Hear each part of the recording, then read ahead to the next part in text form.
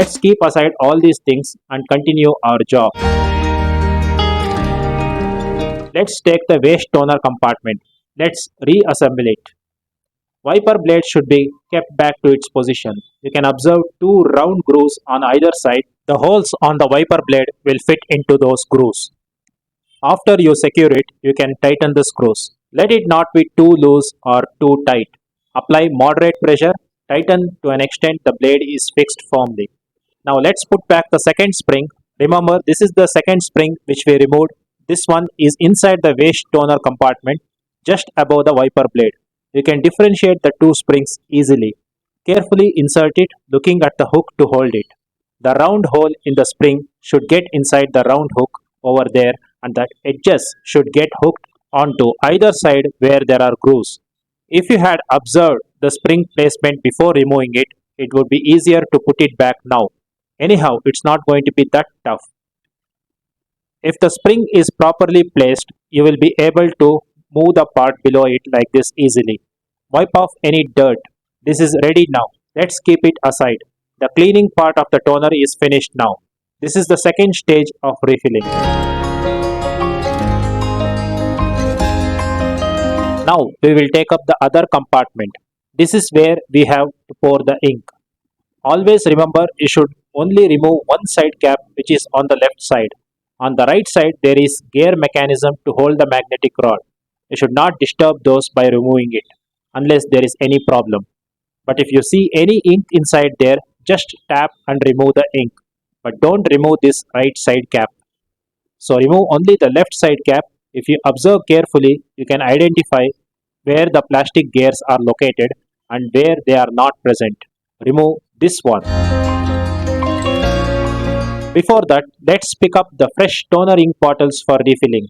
Let's unpack the package. We plan to buy all fresh things to make it helpful for this demonstration, just to help you out.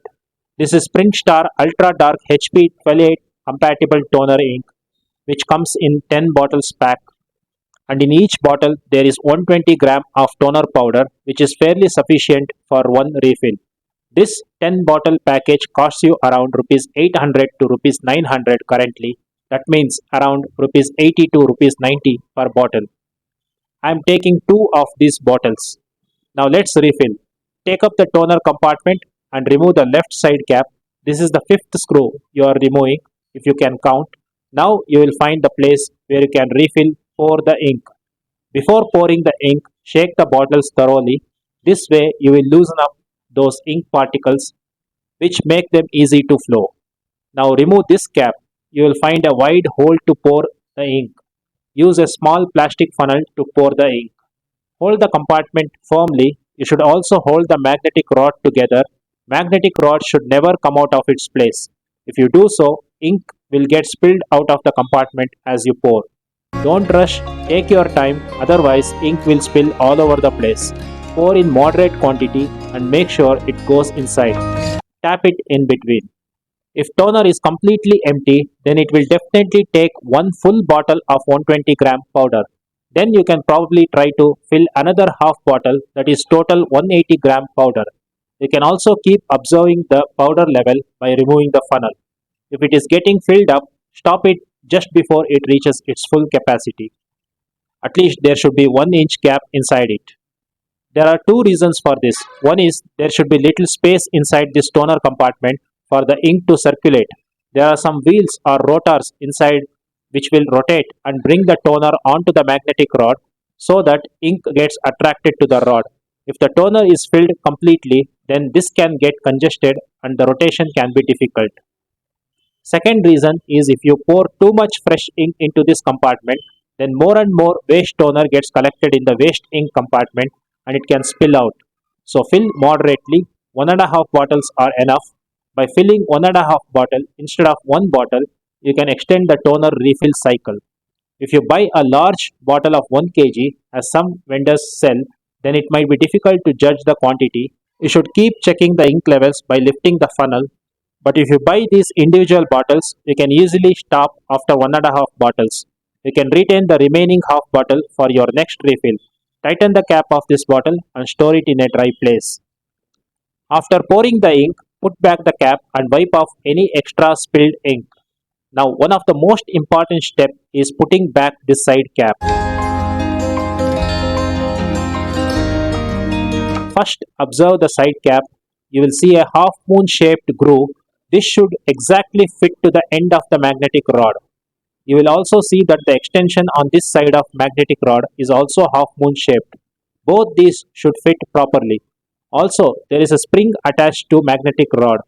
This spring can also get cut or damaged, so be extremely careful while doing this. If you don't remove the magnetic rod from its place, then it won't give much issues. That's why we ask you to avoid disturbing the orientation of this magnetic rod.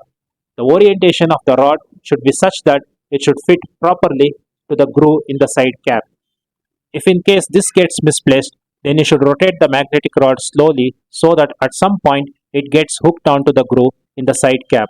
You should do it patiently. At any cost, the spring should not get cut, and also the half moon indentation on the rod should not go inside. If it goes inside, you will have to pull it up, otherwise it won't get fit inside the side cap groove. And while pulling it up, there are chances of spring getting damaged. So I only hope that none of you get into this position and this particular step in toner refilling procedure goes smoothly. If only this magnetic rod gets fit properly into the side cap groove, only then the magnetic rod rotates properly, and only then the ink will be attracted all over it for every cycle. So after putting back this side cap and tightening the screw, just check if you can see the half moon indentation from the rod visible on the outside of side cap, and also rotate the magnetic rod gently to check whether the movement is smooth. And remember, you should rotate this magnetic rod only after closing the side cap. Never disturb this rod when the side cap is open. If it is not smooth and if you feel any disturbance, then it's quite possible that the rod is not fit properly. If you neglect this step, then it will not only result in poor printing, it will also result in permanent damage to the spring and the rod indentation. I am stressing so much on this part because this is the most crucial problem that even I have suffered in all my years of refilling this toner. So I am conveying all my thoughts and experience. I am trying hard to make sure that the same toner cartridge can be refilled for 5 times without any issues and you can use it efficiently.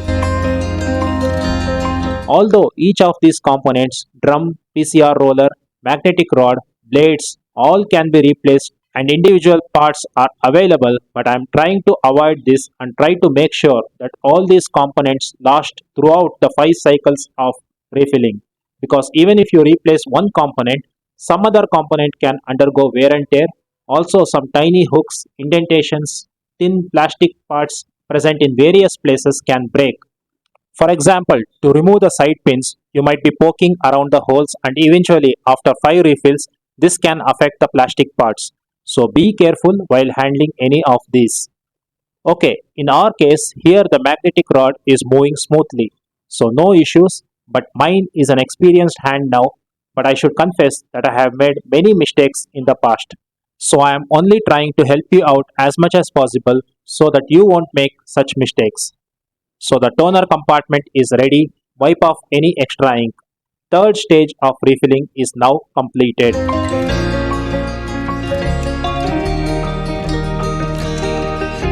Now let's get back to the other compartment. Clean the drum. After that, clean the PCR rubber roller. And one more useful tip I am giving is only this PCR rubber roller, you can clean it using water also. Remember, no other unit in the toner or printer should come in contact with water.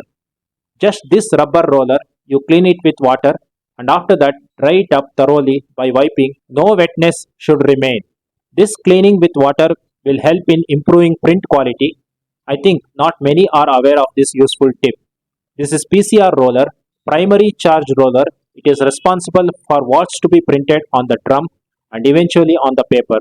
So if it is free from stains or marks, it will provide superior print quality. Okay, let us clean up the area. Now let us put back the rollers one by one. First, put the PCR roller in its slot. You can clearly see the slots on either sides, and it will make a click once you insert it firmly. But as always, don't apply too much pressure. Please go every step slowly and gently. Now place the drum in its place. Again be careful, even accidentally you should not make any scratches over it. And any plastic extensions on the sides, there are chances they can get cut if you handle roughly and too quickly. So be careful, wipe off any ink, make sure the rollers are placed properly. Now that both the compartments are ready, we will join them together just like how we split them apart in the beginning and join them in the right order looking at the alignments and placements. Now, if you have joined them properly, you will be able to see the tiny holes on both the compartments conjoined together, that is touching each other, and you should be able to see through both the holes. Now you should take up those side pins and insert through these holes on both sides of the cartridge. Even this has to be done gently, taking your time. If you press it too hard, then some delicate plastic parts can break. Insert the pin by tapping like this using an appropriate equipment which can guide itself through this gap on the other side too. And make sure that the tapered end of this pin gets inside and the broader part is outside. This way the pin gets in easily and securely. Now the two compartments are joined together. Check it properly. Always check in each step so that you avoid opening the cartridge once again. If the compartments are not joined properly and if it's getting apart, then it is evident that you have not inserted the pins properly on either sides through both the holes of both the compartments. The pins should be inserted properly on both the sides. If you pull it, they should not get apart. Also, you can observe there are these cushioning springs here on either sides. Make sure that these springs are also straight in its place and it is giving cushioning effect. If not, adjust it properly. But don't damage this spring. There is again a hook holding these springs if you can observe. That can get cut if you handle it roughly. So while joining the two compartments, you should observe that these springs are in place and the hooks are not getting bent as you join the compartments together. After this, you should make sure that the cushioning of the springs is smooth just like this. This is important for smoother printing operation. Now if you remember the very first spring which we removed in the beginning, you should put it on the side of the drum where there is no wheel gear assembly. Now we will put it back. Observe those tiny hooks. They are also extremely delicate. If they get cut, then you will not be able to insert this spring, so handle carefully. Use a thin screwdriver to do this. The coiled end of the spring should reach the hook that is outside the drum like this, and the flat end should go to the opposite hook. I am also zooming and showing how the first spring is fixed along the drum. Observe those tiny hooks on either side. This is how the spring should be fixed. All the springs should be properly fixed, including the drum cushioning springs for toner to work properly and to give good quality print. Now, the last step. If you remember the very first side cap which we removed in the very beginning in order to remove the drum, let's put it back now. In case you forget to put this back in a hurry and insert the cartridge into printer, the printer will return error message saying no toner. So let's complete all the steps. We will put this back and tighten the remaining two screws. Some company toners will have no side cap to fix the drum. Instead, they will be locked like this. So drum will be difficult to remove. Without removing the drum, we will not be able to remove the toner parts. So in such cases, you should go to the other side of the drum where you will be able to remove the drum by removing the big pin that holds the drum. You can do this carefully by using a scissor or some thin tool which can get into this narrow gap, and you can slowly move it sideways like this. This will loosen up the big pin. Now you will see that you can remove the big pin by accessing the tiny groove like this. Again, be patient. If you do this roughly, the edges of the drum can get damaged. The pin will come out eventually. Now you can remove the drum easily. Similarly, you can put the pin back after the refilling job. This is slightly different procedure compared to removing the side cap and the two screws.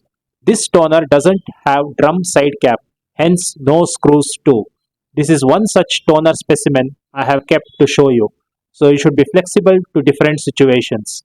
The drum spring got removed somehow, so let's put it back again. That's it. The toner cartridge is absolutely ready to print.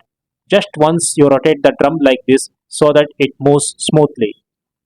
If it doesn't rotate smoothly and if there is any disturbance blockage, then you have not refilled properly, that is, you have not reassembled it properly. That's why I explained everything, every step so clearly and so much in detail so that you won't end up with a failed effort. Anyways, I wish all the very best in your first refill itself.